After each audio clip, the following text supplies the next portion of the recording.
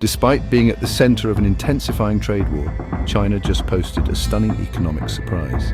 In March, its exports surged over 12% compared to a year earlier, far exceeding expectations and defying predictions of a slowdown. At the same time, imports fell nearly 2%, revealing a worrisome gap in domestic demand. Now, as Beijing touts a pivot toward household consumption and internal circulation, the question becomes clear. Can China rely on its domestic market to sustain growth, or is this export momentum just a short-lived high before a deeper reckoning? March's export growth shocked many economists, especially given rising US tariffs and geopolitical uncertainty. The over 12% year-on-year increase was led by electronics, electric vehicles, and solar panels, all sectors Beijing has prioritized in its industrial policy. This surge suggests China's exporters have either front-loaded shipments to beat upcoming tariffs or found workarounds, like rerouting goods through third countries or using subsidiaries in Southeast Asia. It's also possible that the export spike reflects a short-term restocking trend in the West, particularly as inflation stabilizes and consumer demand normalizes post-pandemic. But analysts caution this growth is not necessarily durable. The United States and the European Union are both actively tightening trade restrictions on Chinese goods, especially in sectors like clean tech and artificial intelligence.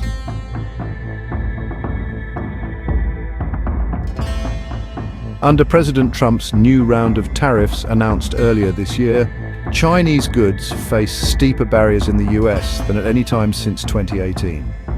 The White House claims that China is flooding the global market with subsidized goods, threatening US manufacturers in areas ranging from electric vehicles to semiconductors.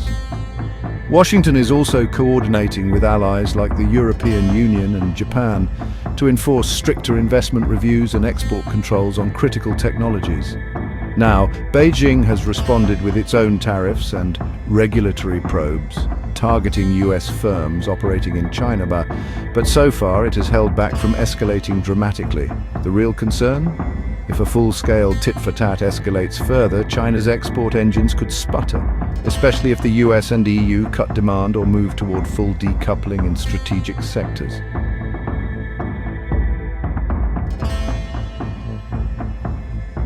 While exports are booming, imports tell a different story. March saw a 1.9% drop in inbound goods, signaling weak domestic consumption and investment. Raw materials like copper and iron ore fell, suggesting that China's construction and industrial activity remains sluggish. Consumer goods imports also declined, hinting that households aren't spending at pre-pandemic levels. This is a critical vulnerability.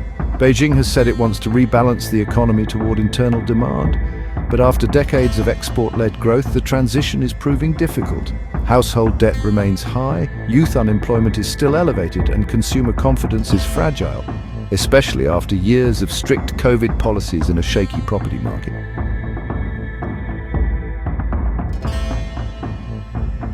To address this, Chinese officials are now doubling down on the concept of dual circulation.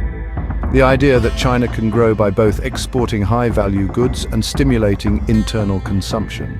近期，美国政府滥施关税，不可避免地向全球，包括中美在内的贸易，造成负面影响。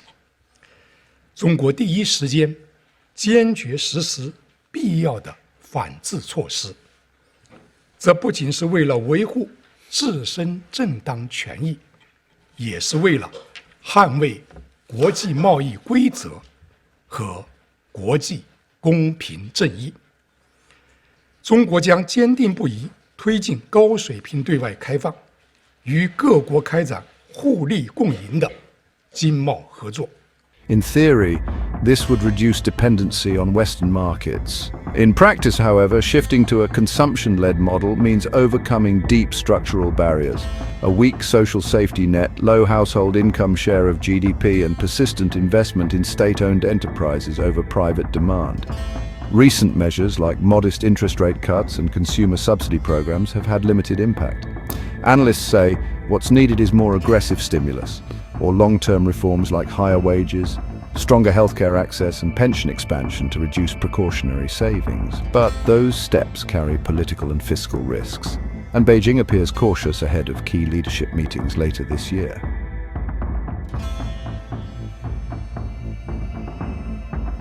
So where does this leave China's economy? In the short term, exports may continue to buoy GDP, especially if global supply chains keep relying on China for components, even amid de-risking. But the long-term outlook hinges on how well Beijing manages its pivot inward. Can it boost domestic demand enough to withstand external shocks from tariffs, sanctions, and slowing global growth? And can it do so without triggering inflation, financial instability, or political backlash from China's powerful export lobbies? Investors and foreign governments will be watching closely. A fragile domestic recovery could limit China's ability to retaliate in a trade war. Conversely, a resilient consumer market would give Beijing more leverage and potentially change the global economic balance.